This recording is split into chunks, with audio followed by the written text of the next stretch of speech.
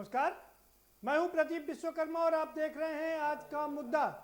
और आज का हमारा मुद्दा है उद्योग लगाइए, सहूलियतें पाइए।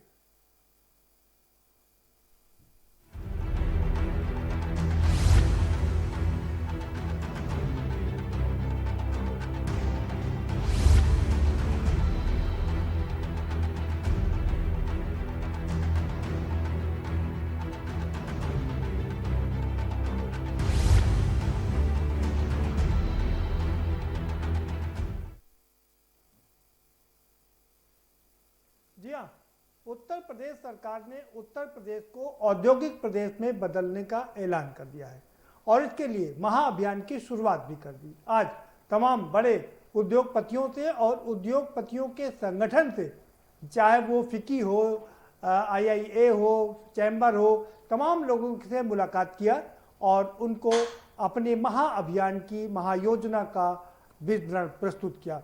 मुख्यमंत्री ने स्वयं लोगों को बताया कि वो क्या क्या करने जा रहे हैं। हम आपको बता देते हैं।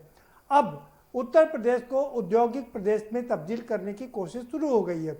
नोएडा को नॉर्दर्न इंडिया यानी कि उत्तर भारत का सबसे बड़ा लॉजिस्टिक डिस्ट्रिक्ट बनाने की बात की जा रही है। अभी तक जो दिक्कतें आ रही थी वो ये थी कि रेड टेपिज्म, यानी कि कोई उद्योग अगर यहाँ पर लगाने के लिए आता था तो उसको रेड टेपिज्म में फंसा दिया जाता था। लंबे समय तक उनकी फाइल पर सिग्नेचर नहीं होता था। लेकिन अब ये तय हो गया है कि 3 महीने के अंदर सारी फाइलों को क्लियर करना होगा। ये साफ तौर पर मुख्यमंत्री ने आदेश दे दिया है। इसके अलावा हर महीने डीएम को अपने स्तर पर मीटिंग करके सारी समस्याओं का निराकरण करना होगा। हर दूसरे महीने में कमिश्नर मीटिंग करके सारी समस्याओं का निराकरण करेंगे। ये तो ठीक कुछ बड़ी बातें। इसके अलावा और तमाम जो निर्णय लिए गए हैं वो आपको बता देते हैं। उद्योगपतियों के लिए तमाम बड़े निर्णय लिए गए हैं।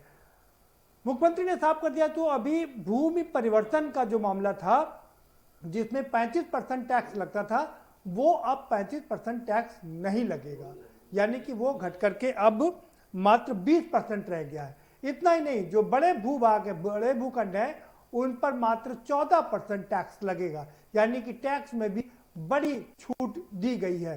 इसके अलावा अन्य छूट भी दी गई है। एमएसएमई में कह दिया गया है कि आप आज अप्लाई करिए, 72 घंटे के अंदर आपको आपका आवेदन पत्र जो आपने दिया था वो उसका निस्तारीकरण कर दिया जाएगा और आपको क्लियरेंस मिल जाएगी। इसी तरीके से मेरठ मंडल में एक जो मिल, कताई मिल बंद पड़ी थी, उसको औद्योगिक विकास क्षेत्र में तब्दील करने का ऐलान कर दिया गया है। वहां पर नया औद्योगिक विकास शुरू किया जाएगा। आवास विकास, भूमि विकास बैंक, तमाम सारे लोगों को आदेश दे दिए गए हैं कि हर काम की एक समय सीमा है, उस पर आपको निश्चित समय पर क्लियर करना होगा। जो दूसरी सबसे बड़ी समस्या आती है वो है लैंड बैंक की। अब उस लैंड बैंक की समस्या को समाप्त करने के लिए 20,000 एकड़ लैंड बैंक बनाया गया है और उद्योगपतियों को बता दिया गया है यहाँ पर लैंड की कोई दिक्कत नहीं है, लैंड कन्वर्जन की कोई दिक्कत नहीं है, आपको अप्लाई करने की कोई दिक्कत नहीं है, उसमें क्लियरेंस पाने की कोई दिक्कत नहीं है, यानी कि तमाम रास्ते उद्योगपतियों के लिए खोल दिए गए हैं।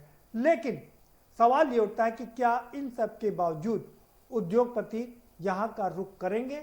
और जैसा मुख्यमंत्री की मंशा है कि उत्तर प्रदेश को उद्योग प्रदेश बनाना, क्या वो पूरा हो पाएगा? क्योंकि सरकार के अब मात्र 1.5 साल बचे हैं। ये अपने आप में सबसे बड़ा सवाल है और इसी पर हम चर्चा करेंगे। हमारे साथ में खास मेहमानों का पैनल जुड़ा हुआ है, उनसे हम आपका परिचय कराएंगे, लेकिन उससे पहले आपको एक रिपोर्ट दिखा देते हैं। ये रिपोर्ट देखिए, समझिए, उसके बाद चर्चा करें।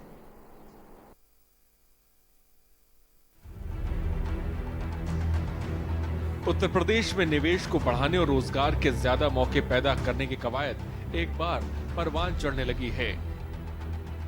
कारोबारियों का भरोसा जीतने और यूपी में उद्योग की संभावनाओं को मजबूत करने के लिए योगी सरकार ने एक बार फिर जोर कसा है। इसको लेकर सूबे की राजधानी लखनऊ में उद्योग बंधु की बैठक हुई। इसमें सीएम योगी ने प्रदेश भर के उद्यमियों और जिला अधिकारियों से सीधा संवाद किया।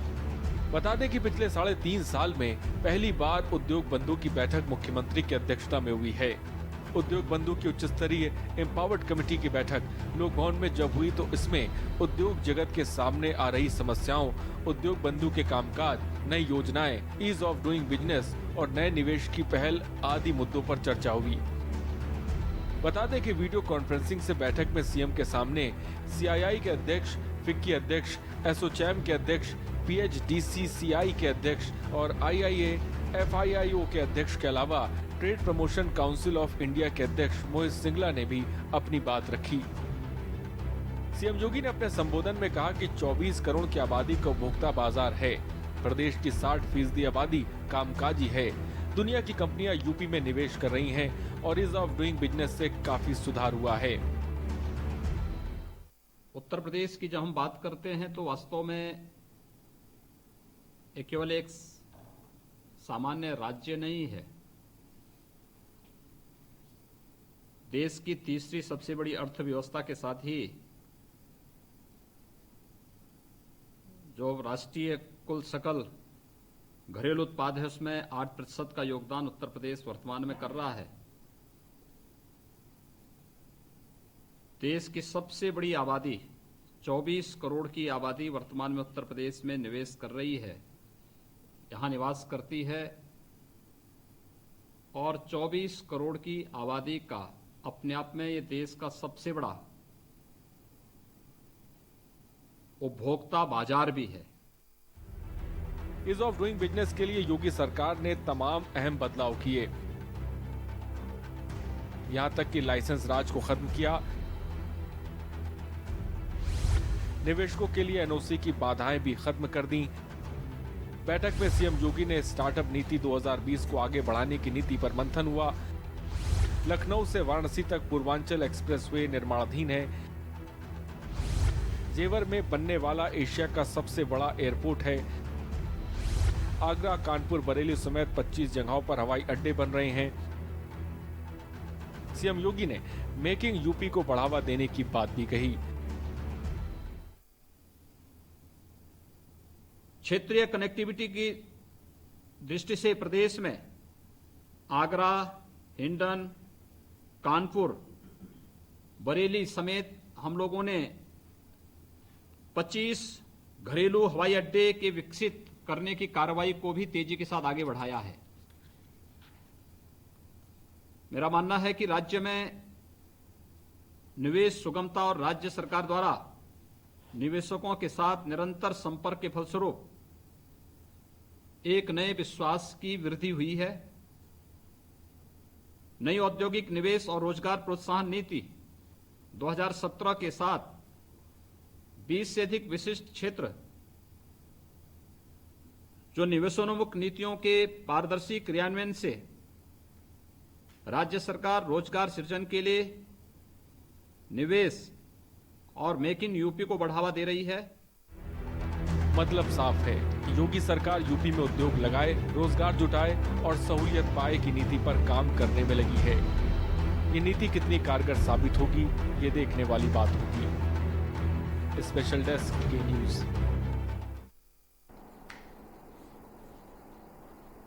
जी हाँ, उत्तर प्रदेश बनेगा औद्योगिक प्रदेश, ये एक नया नारा है। अभी तक जो सरकारें थी वो उत्तर प्रदेश को उत्तम प्रदेश, सर्वोत्तम प्रदेश बनाने की बात कर रही थी, लेकिन अब की बार मुख्यमंत्री ने इसे औद्योगिक प्रदेश बनाने की बात की है।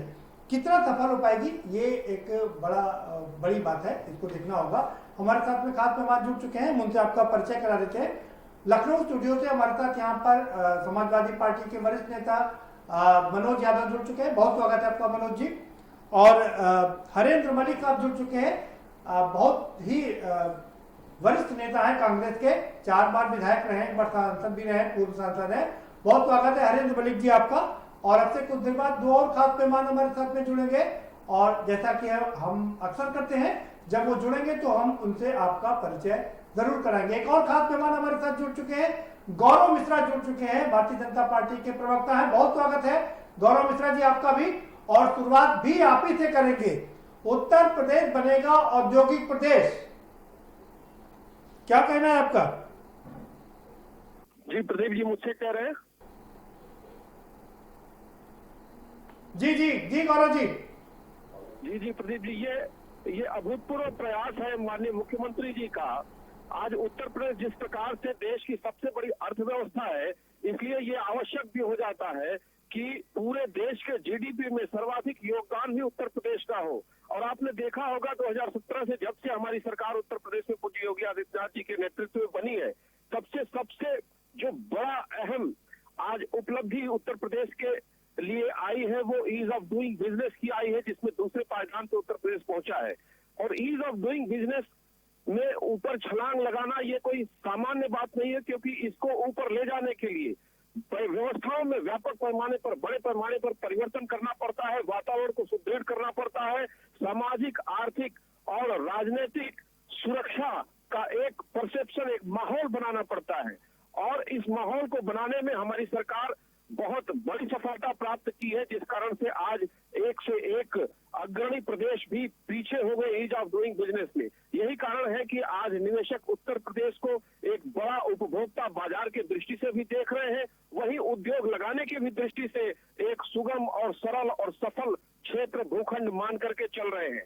इसमें सबसे बड़ी बात आती है प्रदीप जी कनेक्टिविटी की, जिसमें कनेक्टिविटी को लेकर उत्तर प्रदेश में पूज्य योगी आदित्यनाथ जी बहुत ज्यादा कीन है। और जैसा कि आपने देखा, चाहे गंगा एक्सप्रेसवे हो, पूर्वांचल एक्सप्रेसवे हो, गोरखपुर लिंक एक्सप्रेसवे हो, एक्सप्रेसवे का पूरा जाल उत्तर प्रदेश में बन रहा है और बैठ रहा है। और एक्सप्रेसवे के साथ जो एलाइड इंडस्ट्रियल डेवलपमेंट के जो कॉरिडोर है, चाहे वो डिफेंस कॉरिडोर की बात करें या फिर हर्बल कॉरिडोर की बात करें जो गंगा एक्सप्रेसवे के साथ प्रस्तावित है, साथ ही साथ जो केंद्र सरकार ने आज कृषि के क्षेत्र में जो एक्ट में जो सुधार लाया है, जो नए एक्ट आए हैं तीनों, इसके कारण से फूड प्रोसेसिंग यूनिट्स का भी एक बहुत बड़ा द्वार उत्तर प्रदेश में खुला है कि कृषि के दृष्टि से उत्तर ठीक है, कई ठीक है, क्षेत्रों में ठीक है। गौरव मिश्रा जी बने रहिए हमारे साथ में, बाकी मेहमानों को भी चर्चा में शामिल कर लेते हैं, फिर दोबारा से आपका रुख करेंगे।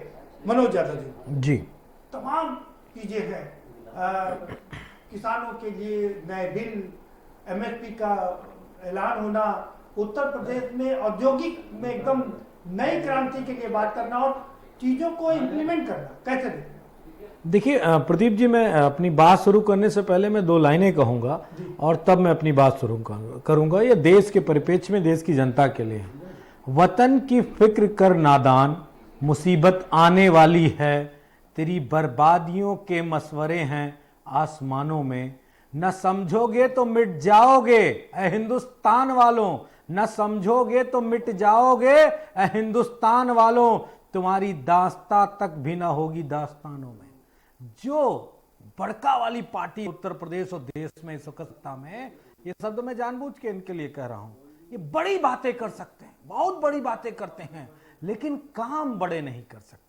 आप बताइए विश्वकर्मा जी, बड़ी जिम्मेदारी से, आपका बड़ा राजनीतिक पार्टियों से अनुभव रहा है 3 दशकों का, आप चौथे साल में सरकार किसी नई योजना का प्रस्ताव लेके आती है कि चौथे साल में अपने पहले साल की गई योजना का जो शिलान्यास करती है, फिर उद्घाटन करने का समय होता है। क्या सरकार के पास 10 ऐसे बड़े प्रोजेक्ट हैं जो सरकार चौथे साल में या 5वें साल में उनका उद्घाटन करेगी, जो उनके खुद के हों? पूर्वांचल एक्सप्रेसवे इसलिए ना गिने, वो पूर्व की सरकार का पूरा किया कराया गया, पूरा 17 तक बजट और जमीन अधिग्रहण सब कुछ पूर्व की सरकार की देन है।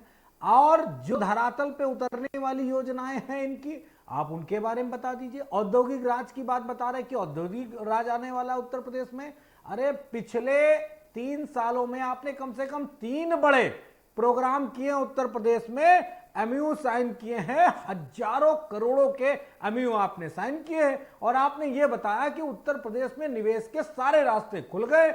वही बात जो पहले साल थी, वही बात चौथे साल में भी कही जा रही है। तो आप ये बताइए कि बात वो वाली सही थी कि बात चौथे साल वाली सही है? अभी तक कुछ ऐसा तो हुआ नहीं। ठीक है मनोज जी, बात वो वाली सही थी या बात ये वाली सही है, ये समझना पड़ेगा।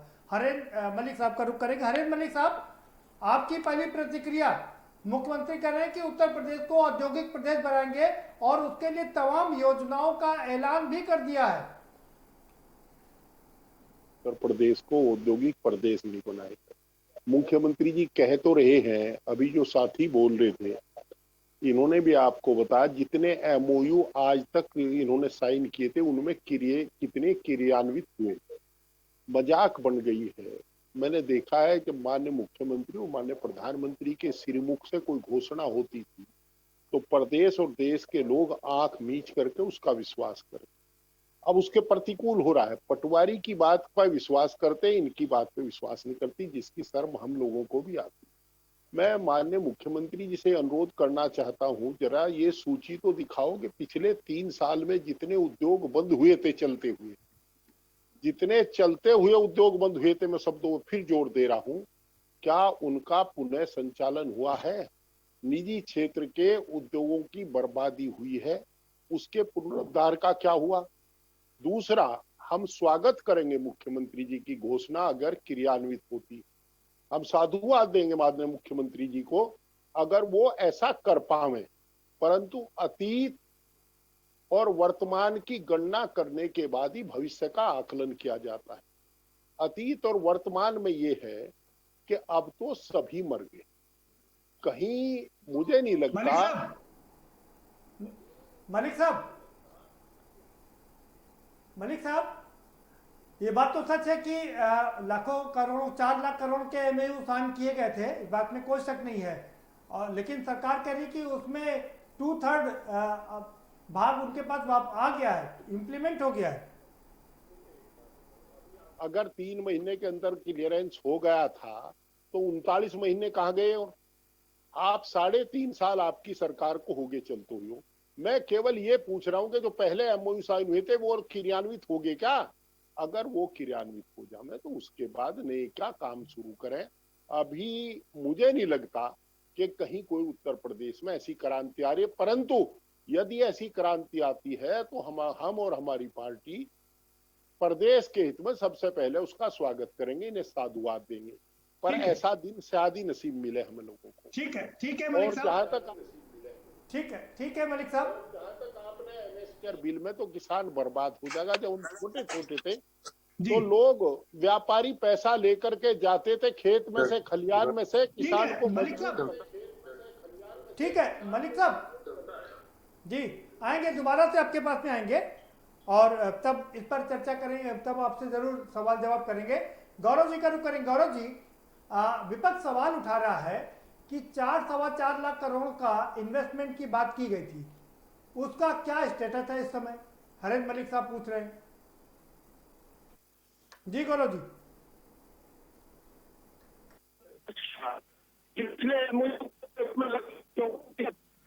प्रोजेक्ट्स के ऊपर काम शुरू हो गया है, तो अपने आप में सबसे बड़ा प्रमाण है कि प्रदेश का मुखिया स्वयं इस बात को स्वीकार कर रहा है कि जी गौरव जी, अपनी बात पूरी कर लीजिए।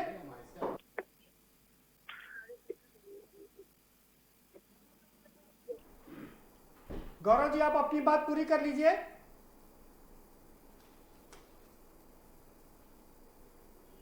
शुरू कर दिए गए हैं, तो ये आप में ही प्रमाण है। जिस प्रमाण की हमारे साथी मांग कर रहे हैं वो तो स्पष्ट हो जाता है मुख्यमंत्री जी के बयान से ही। और इसमें कुछ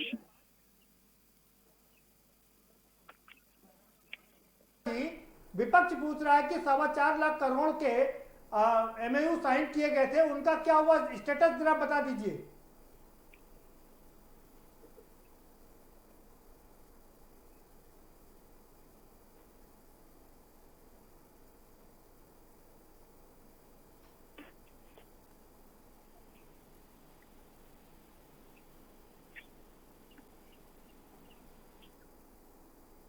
लगता है आवाज नहीं पहुंच पा रही हमारी गौरव मिश्रा जी तक। हम दोबारा से उनका रुख करेंगे और इस बीच हमारे साथ एक और खास मेहमान जुड़ चुके हैं। मनीष गोयल जुड़ चुके हैं, पूर्व सदस्य हैं आईआईए के। मनीष गोयल जी, आपका भी बहुत स्वागत है। और आज मुख्यमंत्री ने जो उद्योगपतियों से मुलाकात की और ये जो तमाम औद्योगिक संगठनों के अध्यक्षों से मुलाकात की और जो निर्णय लिए, उससे कितना उत्साहित हैं आप? जी का सराहनीय कदम है पहली बार राज्य स्तरीय उद्योग बंधु का आयोजन जो है इस मुख्यमंत्री काल में किया है मुख्यमंत्री जी ने, और उन्होंने अब इसको इन्वेस्ट इन यूपी का नाम दिया है। उन्होंने जो भी कहा है कि हमारा जो है जो ईज ऑफ डूइंग बिजनेस में हम सेकंड नंबर पे आए हैं, और इन्होंने सारी निवेश मित्र के माध्यम से जितनी एनओसीज लेनी है सब पोर्टल पे लेनी है, और विद इन 15 डेज वो आपको एनओसी मिल जाएगी। अगर नहीं मिले जाएंगी तो डीम्ड मानी जाएंगी। तो ये मैं समझता हूँ एक सराहनीय कदम है, बहुत उत्साहित करता है। जी जी ठीक है। और इसके अलावा भी तमाम घोषणाएं की हैं जो भूमि परिवर्तन को लेकर के किया है, और उसमें जो हैवी टैक्स लगता था उस टैक्स में कमी कर दी है। 35 कराते थे जी जी उसमें जो हमारा जो लैंड कन्वर्जन कॉस्ट आती थी उसमें उन्होंने कमी करने की बात कही है। नहीं नहीं, ये तो आपने मनीष गोयल जी, ये तो आपने एक तरफ की सारी बात कर दी कि सारी अच्छी चीजें जो हुई है। आपको क्या लगता है कि इसमें अभी कमी कहाँ रह गई है? क्या सजेस्ट करना चाहेंगे सरकार को? मनोज जी आपके मैं बताऊंगा। चाहता हूं कि भाई जो भी है सरकार की जो इच्छा शक्ति है वो कार्य जो है धरातल पे भी दिखना चाहिए। अगर मुख्यमंत्री जी की इच्छा शक्ति इस प्रदेश में उद्योग लगाने की है तो ये ब्यूरोक्रेसी जो है किसी तरह हमारे आड़े आते ना ले, बीच में ना आए हम लोग के कार्य के। मैं यही चाहता हूं कि ब्यूरोक्रेसी जो है लाल फीताशाही ना हो, यही उम्मीद रखता हूं। नहीं, लेकिन अब तो जब समय निर्धारित कर दिया गया है कि 90 दिन के अंदर पूरा क्लियरेंस दिया जाना है, और अगर नहीं दिया जाएगा तो इसे डीम्ड मान लिया जाएगा। उसमें ये होता है भाई, आप जी। अगर कहीं कुछ दिक्कत ये आती है कि आपका पोर्टल पे लॉगिन ही नहीं हो रहा, जब आपका लॉगिन ही नहीं होगा काम तो आपका 90 दिन तो गिने नहीं जाएंगे ना।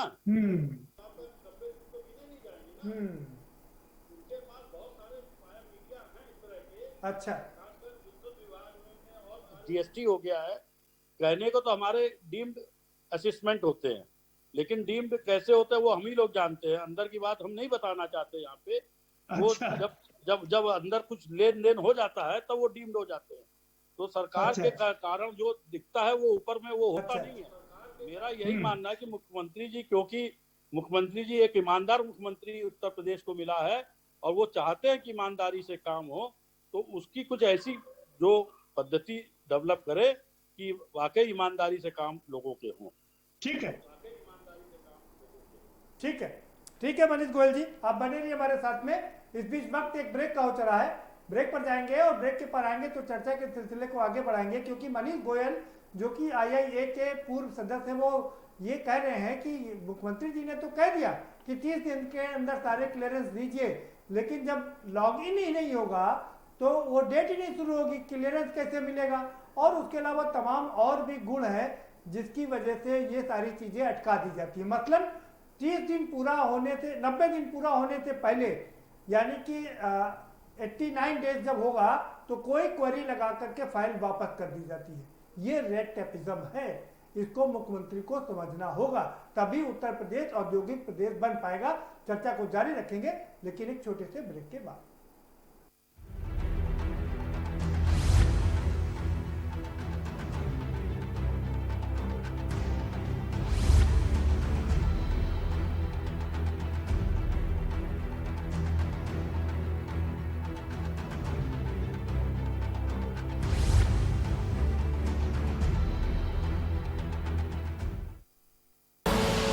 आप देख रहे हैं के न्यूज, खबरों का सारथी।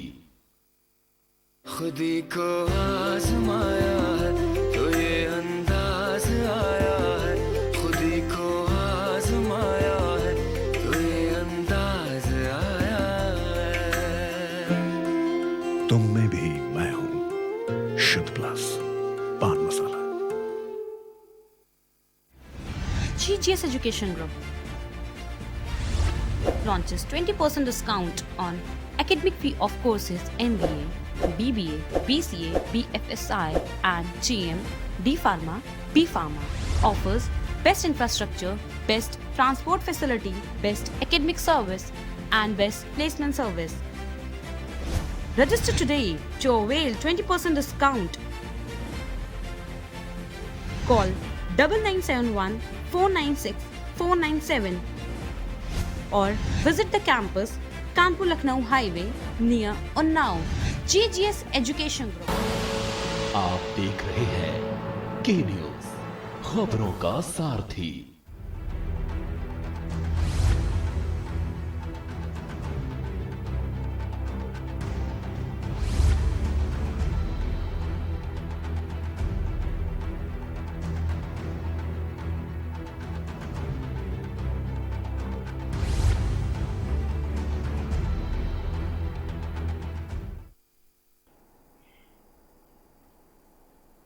ब्रेक के बाद आपका स्वागत है और हमारे साथ सभी खास मेहमान जुड़े हुए हैं और मनोज जी कुछ कहना चाहते हैं। मनोज जी पहले अपनी बात रख लीजिए, फिर गौरव मिश्रा का रुख करेंगे। देखिए, इस पैनल में भी तमाम सारी बातें कही गई जिसमें इस बात को कहा गया कि अब सरकार ने एक ऐसी व्यवस्था लागू की है कि आपको बहुत जल्दी से सब कुछ एनओसीज मिल जाएंगी, सिंगल विंडो सिस्टम हो जाएगा।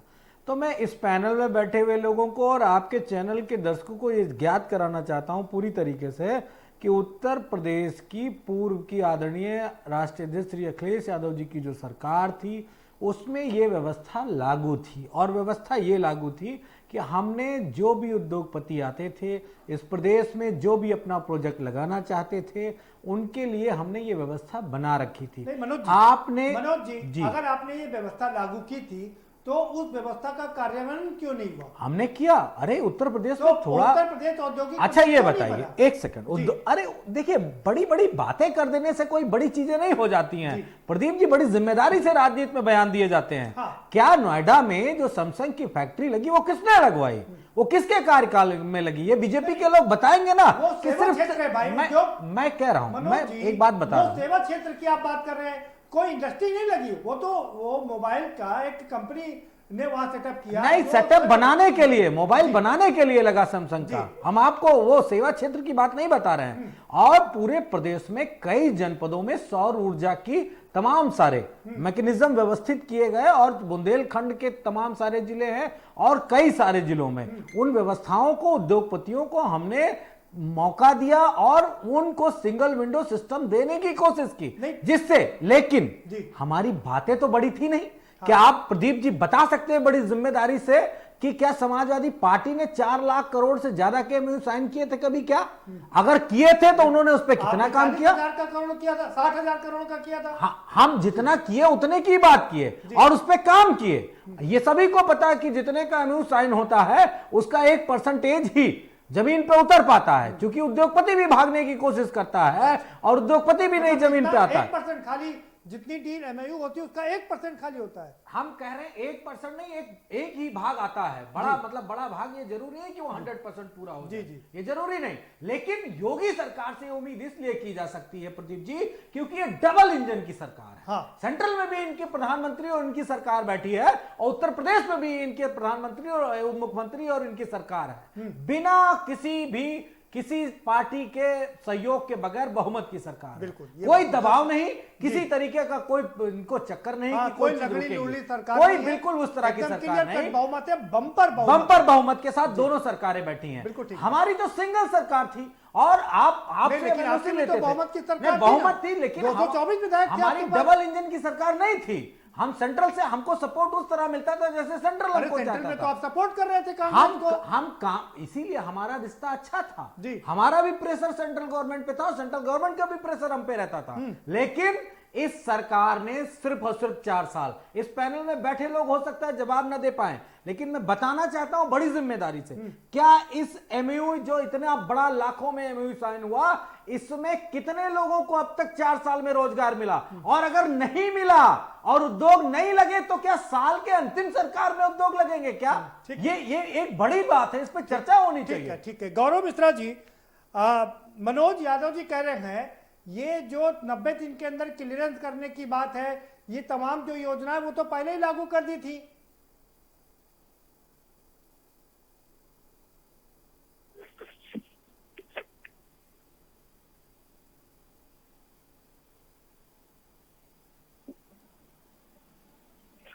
गौरव मिश्रा जी, आपको आवाज मिल रही है क्या?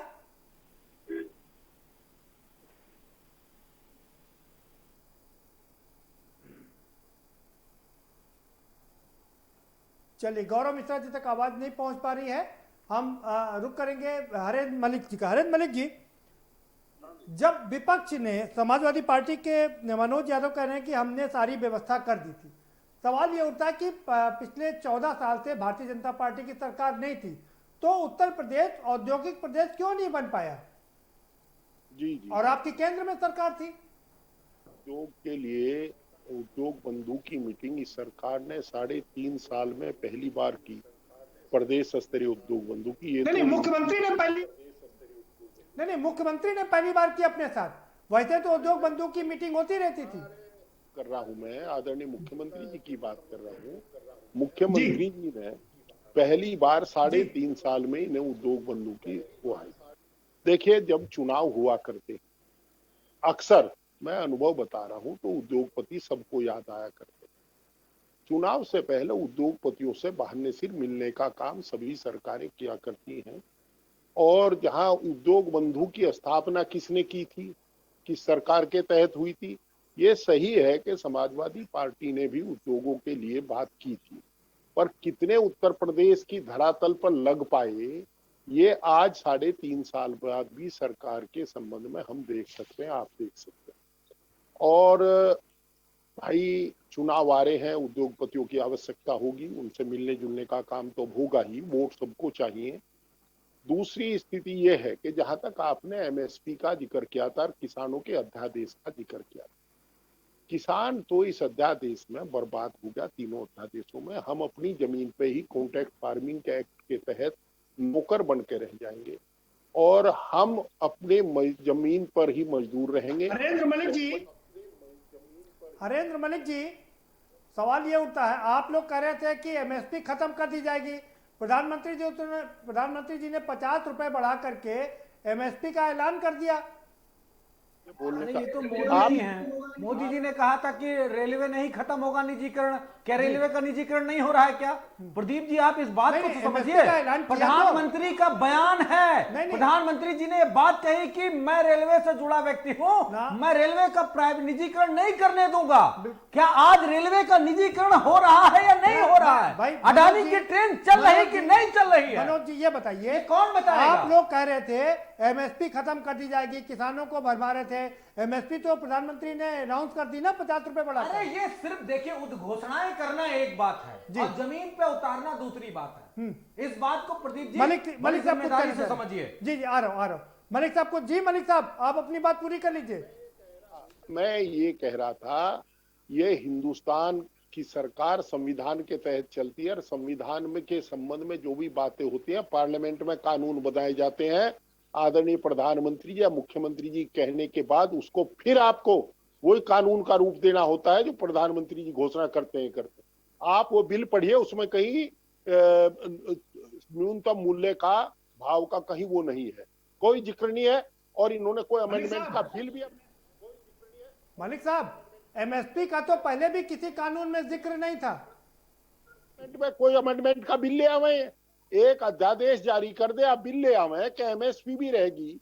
और देखिए, जब मंडियों की स्थापना हुई थी, आपकी जानकारी के लिए बता दूं कि जिस समय और चौधरी चरण सिंह ने जब कांग्रेस सरकार में थे, चौधरी चरण सिंह कांग्रेस सरकार में थे, माल मंत्री थे, उस समय मंडियों की घोषणा की गई थी। मलिक साहब, हम जो सवाल पूछ रहे हैं, मलिक साहब, मेरा सीधा सवाल आपसे ये है, आप लोग कह रहे थे एमएसपी खत्म कर दी जाएगी, प्रधानमंत्री ने 50 रुपए बढ़ा करके एमएसपी का ऐलान कर दिया, क्या कहेंगे अब आप? नहीं किया, एमएसपी की कोई चर्चा बिल में नहीं है। भविष्य में जब हमारे भविष्य के साथ खिलवाड़ होगी तब प्रधानमंत्री जी कहाँ होंगे ये कौन बता पाएगा। अगर प्रधानमंत्री जी गंभीरता से किसान के प्रति सचेत हैं तो उसमें ये बिल में अमेंडमेंट करें, एमएसपी भी रखें और किसान को उसकी फसल पूरे हिंदुस्तान। भाई हरेंद्र मलिक जी, सवाल ये उठता है, अगर आपको इतनी चिंता थी तो 2004 से लेकर के 2014 तक आपकी सरकार थी, आप ही एक अध्यादेश ला करके उसमें एमएसपी को इंक्लूड कर देते, आपने भी नहीं किया उसमें एमएसपी को इंक्लूड। जी मलिक साहब, हुआ तब भी कांग्रेस की सरकार थी उत्तर प्रदेश जी, और हम ही लोगों ने लागू किया था। तो ये नहीं कह सकते आप। देखिए नहीं उसमें एमएसपी नहीं उसमें एमएसपी नहीं मेंशन किया ना आपने। आप कर देते तो आज ये नौबत ही ना आती। आज वो बटा हुआ है। किसान के असंगठित होने का लाभ सरमाएदार ना उठाए, यही तो हमारी पीड़ा है। ठीक आप है, एक आदमी को दबा सकते हैं, 10 को दबा सकते हैं, आप सारे किसान को नहीं दबा सकते। ठीक है, आप सारे किसान को नहीं दबा सकते। ठीक है मलिक साहब, आएंगे आपके पास में। गौरव मिश्रा जी, तमाम सवाल खड़े हो रहे हैं कि सरकार के 1.5 साल बचे हैं, ऐसे में ये बड़ी बड़ी योजनाओं का अनाउंसमेंट। नहीं प्रदीप जी, देखिए हमको तो स्पष्ट आवाज नहीं आ पा रही है। अभी एमएसपी के बारे में बोल रहे थे, उसमें आपके माध्यम से हम ये बात स्पष्ट करना चाहेंगे कि हमारे तमाम पार्टी के सभी बड़े नेताओं ने स्पष्ट किया है कि एमएसपी यथावत उसी तरह से चालू रहेगी। मंडियों में जो बेचने की बाध्यता है वो समाप्त हो गई है, जहां 2 से 8% तक शुल्क देना पड़ता था। अब अगर किसान चाहे तो किसी भी जगह, किसी भी बाजार में वो बेच, किसी दूसरी मंडी में भी बेच सकता है, किसी प्राइवेट पार्टी को भी बेच नहीं, सकता वो है। बात हो गई, वो उसका जवाब हमने दे दिया गौरव मिश्रा जी, उसका जवाब हमने दे दिया कि प्रधानमंत्री ने 50 रुपए बढ़ा करके एमएसपी का ऐलान कर दिया है। लेकिन यहाँ मनीष गोयल जी भी हैं, आईआईए के सदस्य रह चुके हैं, वो सवाल खड़े कर रहे हैं कि 90 दिन के अंदर जो क्लियरेंस देने की बात की जा रही है, इसको बहुत माइन्यूटली देखना पड़ेगा, क्योंकि लॉग इन ही नहीं होता, लॉग इन नहीं होता है। लॉग इन हो गया तो उसको एक्सेप्ट नहीं किया जाएगा, एक्सेप्ट हो गया तो 90 दिन का जो फ्रेमवर्क है वो 80 या 85वें दिन कोई ना कोई गलती निकाल करके फाइल को वापस कर दिया जाता है। इससे कैसे निपटेंगे आप? ब्यूरोक्रेसी के कारण समस्या आती रही है, लेकिन एज ऑफ डूइंग बिजनेस में जो उत्तर प्रदेश में छलांग लगाई है, वो ब्यूरोक्रेसी को सुदृढ़ करने के बाद ही ये स्थिति उत्पन्न हुई है। और अब तो आपने देखा कि मंडल स्तर पर उद्योग बंधु की बैठक की व्यवस्था कर दी गई है और उनसे प्रॉपर मॉनिटरिंग और रिपोर्ट की जाएगी मुख्यमंत्री स्तर पर ही। मुख्यमंत्री जी स्वयं इसकी मॉनिटरिंग कर रहे हैं, तो निश्चित रूप से इसका भी जो है परिणाम जो आएगा वो सार्थक आएगा और इसके रिजल्ट ग्राउंड पे दिखाई देंगे इन्वेस्टमेंट और निवेश के रूप में। जी, लेकिन सवाल ये उठता है गौरव मिश्रा जी, मनीष जी कह रहे हैं कि बहुत देर कर दी मेहरमा आते आते। अब 1.5 साल सरकार के बचे हैं और ऐसे में चलते चलते अभी हालांकि 1.5 साल हैं, क्या ये धरातल पर खरा उतर पाएगा? इच्छा शक्ति होनी चाहिए। यदि सरकार में इच्छा शक्ति है और जिस तरह से पूज्य योगी आदित्यनाथ किसी भी विषय को लेकर के चलते हैं और उनकी जो इच्छा शक्ति है उसके आधार पर हम इस बात को आश्वस्त होकर कह सकते हैं, क्योंकि एक ईमानदार मुखिया जब कोई प्रण लेकर के चलता है तो बड़ा से बड़ा लक्ष्य भी छोटा हो जाता है। और निश्चित रूप से आप देखेंगे कि उत्तर प्रदेश उद्योग के भी क्षेत्र में, मेक इन यूपी के क्षेत्र में, 1 प्रोडक्ट 1 डिस्ट्रिक्ट, आप देखिए आज रिकॉर्ड क्या है। तमाम ऐसे जिलों के जो प्रोडक्ट थे विलुप्त हो गए थे, आज वो वैश्विक पायदान पर है, चाहे वो भदोही का कालीन हो, मिर्जापुर का तांबा पीतल का उद्योग हो या फिर की साई हो, सब ठीक है गौरव जी, 1 डिस्ट्रिक्ट 1 प्रोडक्ट आपका अच्छा वो है, बिल्कुल उसकी प्रधानमंत्री ने भी सराहना की, इसमें कोई शक नहीं है। लेकिन मनीष गोयल जी सवाल ये खड़ा कर रहे हैं कि आखिर ये धरातल पर खरा कैसे उतरेगा। दूसरा सवाल मनोज जी का है, क्योंकि आप सुन नहीं पाए थे कि 4.25 लाख करोड़ का एमयू जो हुए थे उनकी वर्तमान में स्थिति क्या है, वो भी क्लियर कर दीजिए। उनके प्रोजेक्ट पे काम शुरू हो गए। निवेश का मतलब ये नहीं होता है कि 4.25 लाख करोड़ का जो एमओयू हुआ तो 4.25 लाख करोड़ दूसरे दिन अकाउंट में ट्रांसफर हो जाएगा, ऐसा नहीं होता है। उस पर काम होता है, फेज वाइज काम होता है और प्राइवेट पार्टियां काम कर रही हैं, चाहे वो नोएडा में, ग्रेटर नोएडा में या फिर सोनभद्र के क्षेत्र में, तमाम जगहों पर लोगों ने उद्योग में निवेश किया है और काम आईटी के क्षेत्र में बड़े पैमाने पर निवेश हुआ है, इंफ्रास्ट्रक्चर के क्षेत्र में बड़े पैमाने पर निवेश हो रहा है, ये देखने वाली बात है। जी चलिए, मनोज जी सवाल कुछ पूछना चाह रहे हैं? हाँ सर जी मनोज। देखिए एक मैं बड़ी धरातल की बात प्रदीप जी किए दे रहा हूँ, डिबेट में बड़ी टेक्निकलिटी की बात हो गई। आज सरकार के पास सिर्फ 13 महीने बचे हैं, 9th मंथ से जोड़ा जाए तो 10वां, 11वां, 12वां, 3 महीना इधर और 1 साल उधर, क्योंकि उसके बाद फिर सरकार को कहीं ना कहीं आप ये मान के चलिए कि चुनावी मोड में जाना है। बिल्कुल। और जनवरी फरवरी मार्च 3 महीने में ही चुनाव होना है। जी, तो टोटल हमारे पास 3 महीने में नोसी के निकाल देता हूं 90 दिन, आपके पास बचते हैं सिर्फ 12 महीने। 12 महीने में सरकार इस प्रदेश में कौन सा मिरेकल करेगी, कौन सा जादूगरी करेगी कि उद्योग स्थापित हो जाएंगे। अरे मैं कह रहा हूं कि अगर एक बड़ा प्रोजेक्ट आ गया 5,000 करोड़ का, 10,000 करोड़ का, तो 12 महीने में उसकी दीवार नहीं खड़ी हो पाएगी। अरे शुरुआत उसको तो हो जमीन जाएगी। पे लाना तो बड़ी नहीं, मनोज जी, बात क्लियरेंस मिल सुनिए। जाएगी, शुरुआत तो हो जाएगी ना। इसका मतलब देखिए, अधर वाले जो अधर में उद्योग लगाए जाते हैं, इनको अधर उद्योग कह लीजिए हमारी शब्दों में, ये अधर की बात है। इन्वेस्टर कैसे आएगा? जब देख रहा है उसको मन मिजाज, वो सबसे पहले देखते हैं कि सरकार बदलने वाली है, क्या होने वाला है, तो वो इन्वेस्ट करने से पहले 100 बार सोचता है। सरकार अगर यही काम पहले दूसरे साल कह रही होती और आज इस 2 प्रदेश बनाने की बात पे चर्चा और उनका फोकस होता, तो मैं इस सरकार की बात से सहमत होता। एक उदाहरण देता हूं छोटा सा। एक बड़ा ड्रीम प्रोजेक्ट था हमारी सरकार का, आदरणीय राष्ट्रीय अध्यक्ष जी का, लखनऊ में मेट्रो का, और हमने उसको 2 साल में जमीन पे उतारा। हाँ। लेकिन एक बड़ी बात उसमें ये जान लीजिए, बढ़ाया तो भारतीय जनता पार्टी सरकार नहीं नहीं नहीं नहीं नहीं जी, आप एमओसी एयरपोर्ट से लेके एमओसी एयरपोर्ट से लेके 4 बाग तो हमारा फर्स्ट था। सेकंड भी हमने सेकंड फेज का काम शुरू कर दिया था, जो इंदिरा नगर तक। ये बात ठीक है, ठीक, हमने सब कुछ कर लिया था, सिर्फ काम चल रहा था। उसके बाद बताइए, अगर 1 इंच मेट्रो बड़ी हो, मैं उस पे बात 1 इंच मेट्रो बड़ी है क्या? ना आप बताइए ना। बड़ी मनोज, कहां पे? अब मैं बता रहा हूं, कहां पे? मैं आप उस पर नहीं जाऊंगा। नहीं, बताइए कहां पे काम हुआ लखनऊ में? मनोज जी, हमारा मुद्दा दूसरा है, हम मेट्रो पर बात नहीं करेंगे। सरकार की मंशा क्लियर होती है। मनीष गोयल जी के पास है। मनीष गोयल जी, आपने बहुत शानदार सवाल उठाए कि यथार्थ पर कैसे उतरेगा। दूसरा, मनोज यादव जी सवाल उठा रहे हैं कि अब सरकार के पास मात्र 13 महीने बचे, यानी कि आखिरी के 3 महीने तो चुनाव के निकल जाएंगे। तो वाकई क्या लगता है कि टफ काम है, लेकिन गौरव मिश्रा कह रहे हैं अगर दृढ़ इच्छा शक्ति हो तो सब काम संभव है, और मुख्यमंत्री चाहते हैं करना। हेलो जी, आप ही से पूछ रहा हूं। 3 साल में जो रिजल्ट आए हैं वो तो बड़े पुअर है।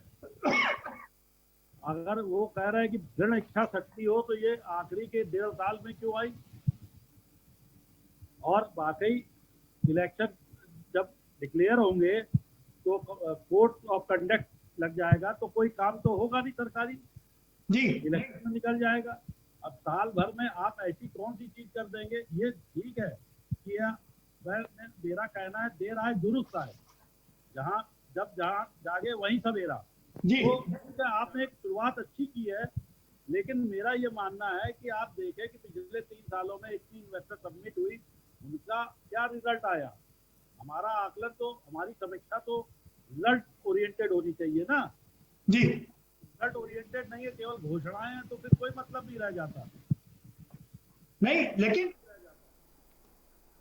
लेकिन अब मुख्यमंत्री चूंकि खुद मॉनिटरिंग कर रहे हैं, तो ऐसे में आपको नहीं लगता कि अधिकारी भी थोड़ा सचेत रहेंगे, हीला हवाली करने से डरेंगे? मैं तो इंडिपेंडेंट एजेंसी से ये हमारा पोर्टल चलवाए, सरकारी आदमी पोर्टल ना चलाए, कोई इंडिपेंडेंट एजेंसी या कोई एसोसिएशन इस काम को अपने साथ ले ले और सारी हम वहाँ पे वो उसको रनिंग करे, वो उसकी मॉनिटरिंग करे। थर्ड पार्टी, ना सरकार ना एंटरप्रेन्योर, तो सारी चीजें सही हो जाएंगी। जी गौरव मिश्रा जी, बड़ा वाजिब सवाल है कि सरकार की जो एजेंसी चल रही है वो सही से जवाब नहीं देती हैं। कोई प्राइवेट थर्ड पार्टी एजेंसी इसको अगर रन करे तो सरकार तक सही बातें पहुंचे और सरकार की सही बातें उद्योगपतियों तक पहुंचे। कराया जाता है, लेकिन अभी हमारे पास एक व्यापक ब्यूरोक्रेसी है और पूरा एक सिस्टम है, वो जवाबदेह हो, वो अकाउंटेबल हो, वो ज्यादा जरूरी है। और जिस तरह से आपने देखा पिछले काफी समय से मुख्यमंत्री जी ने कई अधिकारियों के ऊपर कड़ाई से निर्णय लिया है और इसका एक बहुत कड़ा संदेश भी गया है। तो जो भी इच्छा शक्ति है, जो भी सरकार मंशा है, उसको पूरा करने में जो ब्यूरोक्रेसी है वो भी अपना मनोयोग से पूरा काम करेगी, ऐसा हमारा विश्वास है। मुझे लगता है उस पर भरोसा करके चलने की आवश्यकता है। इतनी बड़ी बड़ी बातें कर रहे हैं, थोड़ा सा तो शर्म के साथ बयान दीजिए। इतना बेशर्मी के साथ बयान देना अच्छा नहीं होता है। मास्क का घोटाला, सैनिटाइजर का घोटाला, कौन पीपी किट का घोटाला, कौन सा ऐसा घोटाला उत्तर प्रदेश में पिछले 6 महीने में नहीं हो गया? आप बताइए ना। अब तो आपके एसपी डीएम भी मर्डर निकल रहे हैं, गोली मार दे रहे हैं, व्यापारियों को, नेताओं को गोली मार दे रहे हैं। आप ये बताइए कर क्या पा रहे हैं? तो बड़ी बड़ी बातें करना आसान होता है, लेकिन आप कौन से ट्यूशन क्लास से पढ़ के आते हैं जो इतनी बड़ी बड़ी बातें कर लेते हैं और धरातल पे जीरो।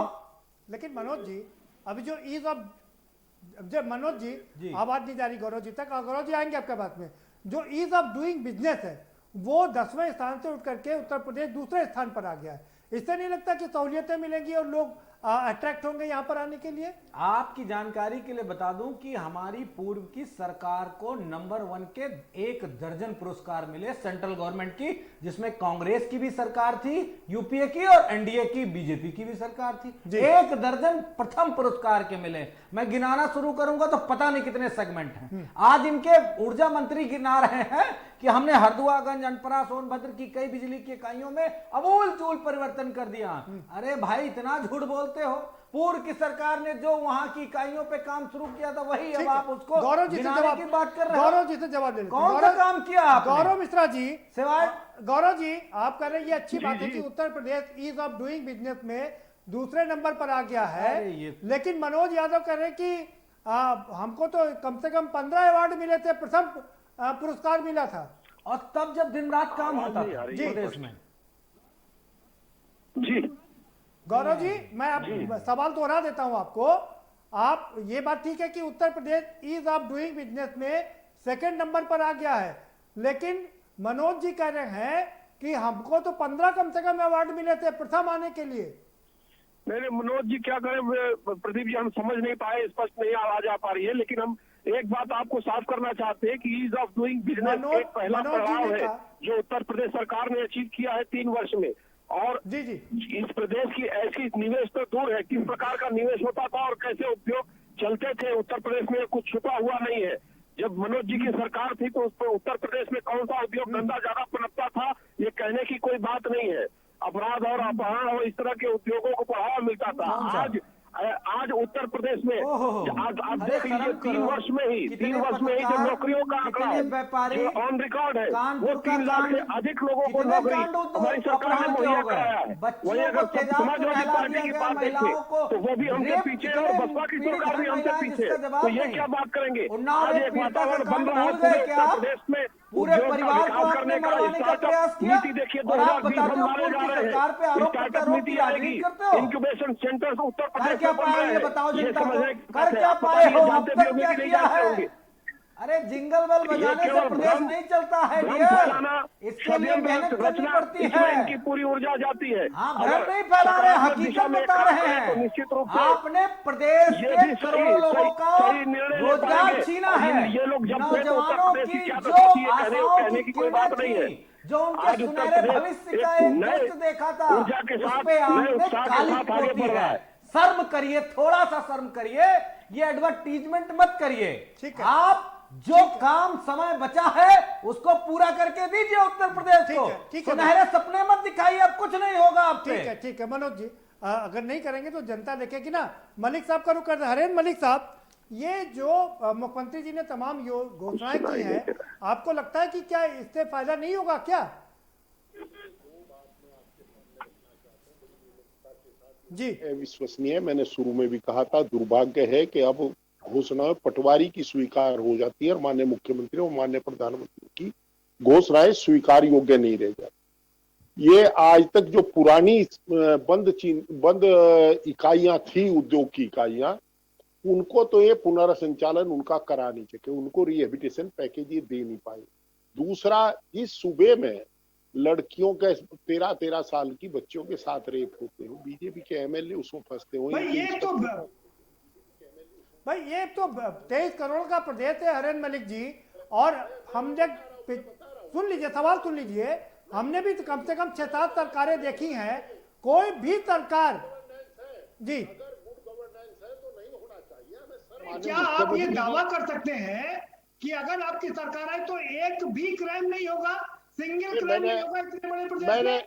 मैंने ऐसा नहीं कहा, पर मैं ऐसा कहता हूं अगर हमारी सरकार आई तो हमारी सत्ता, हमारी पार्टी का एक भी क्रिमिनल पदाधिकारी नहीं बनेगा। आपके बुलंदशहर में इंस्पेक्टर सुबोध सिंह का कत्ल हुआ और कत्ल के मुख्य अपराधी को पार्टी ने, भारतीय जनता पार्टी ने अपना पदाधिकारी बनाया। अरे अपराधी तो सभी पार्टी में है हरेंद्र मलिक जी। कोई ऐसी पार्टी है जिसमें अपराधी ना हो? 45% तो सांसद ही अपराधी हैं, वो उनके ऊपर दाग लगे हुए हैं। आएंगे सर आपके पास में मनीष गोयल जी। जी जी जल्दी से, समय समाप्त हो गया सर। बहुत ईमानदारी नहीं है कि अब माननीय मुख्यमंत्री जी समीक्षा करेंगे। हम लोग सिस्टम से चलते हैं। जो उद्योग बंधु की बैठक होती है, माननीय उद्योग मंत्री जी हर सप्ताह कैबिनेट मिनिस्टर में, कैबिनेट मीटिंग में माननीय मुख्यमंत्री हर विभाग की समीक्षा करते हैं। इनके पूरा सिस्टम है। जब पहले 3.5 साल में नहीं कुछ हो पाया, आगे कुछ। ठीक है हरेंद्र मलिक जी, ये बात आप कह चुके हैं। मनीष गोयल जी, आपका फाइनल कमेंट क्या लगता है? देर आए दुरुस्त आए। फिर से कहें, सुनाई नहीं दिया मुझे। मैं कह रहा हूं कि ये बात ठीक है, लेकिन इतना हम कह सकते ना कि देर आए दुरुस्त आए। शुरुआत करनी पड़ेगी। अगर आप यही कहते रहेंगे नहीं हुआ तो काम नहीं चलेगा जी। मेरा ये मानना है, आज शुरुआत की है तो बहुत अच्छी चीज है, लेकिन इसका क्रियान्वयन अगर ठीक तरीके से नहीं होगा तो ये भी सब चीजें और चीजों की तरह जो पहली घोषणाएं हुई है उनकी तरह इनकी भी परिणति होगी। इसलिए इनका क्रियान्वयन किस तरह किया जाए, ये बात मायने रखती है। ठीक है, ठीक है, ठीक है। गौरव मिश्रा जी, आपका फाइनल कमेंट जल्दी से 20 सेकंड में।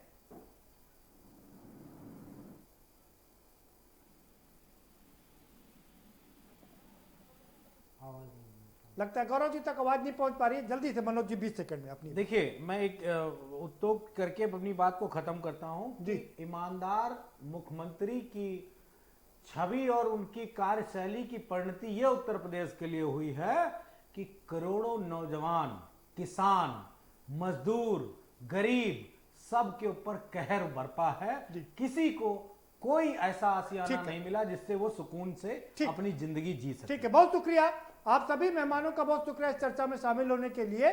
तो मुख्यमंत्री जी ने खुद उद्योग बंधु की मीटिंग की है, उसमें तमाम जो उद्योग से रिलेटेड ऑर्गेनाइजेशन है, संगठन है, उनके लोग अध्यक्ष से मुलाकात की है और उनको विश्वास दिलाया है कि अब उनके बीच में जो रेड टेपिज्म की बाधा हुआ करती थी वो कतई नहीं होगी।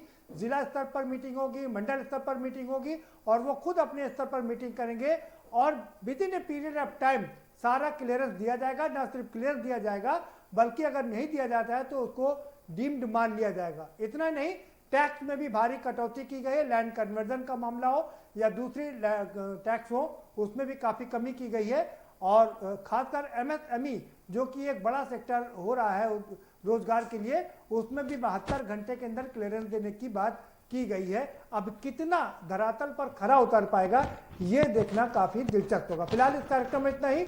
आप हमें दीजिए इजाजत और बाकी खबरों के देखते रहिए के न्यूज़।